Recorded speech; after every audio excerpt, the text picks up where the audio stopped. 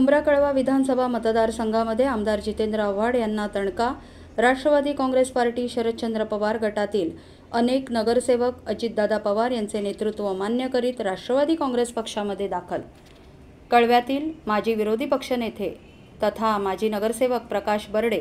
माजी नगरसेविका रीटा यादव, माजी परिवहन समिती सदस्य तकी चेऊलकर, समाजसेवक राजनाथ यादव आणि मुंब्र्यातील माजी नगरसेविका रुपाली गोटे, माजी नगरसेविका आश्रिन राऊत, समाजसेवक इब्राहिम राऊत, माजी नगरसेवक शेखर जफर नोमानी, माजी नगरसेविका हफीजा नाईक, समाजसेविका नेहा नाईक, समाजसेवक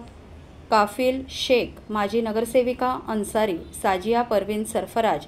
समाजसेवक राजू अन्सारी, समाजसेवक सरफराज अन्सारी,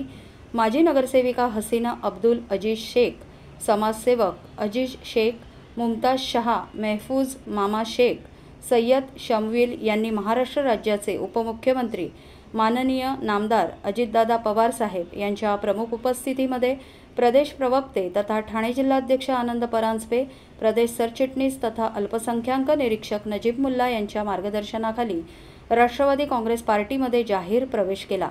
यावेळी माजी नगरसेवक शेखर जाफर नोमानी यांची मुंब्रा कळवा विधानसभा अध्यक्षपदी, मुमताज शाह यांची जिल्हा सरचिटणीस मुंब्रा कळवा प्रवक्तेपदी,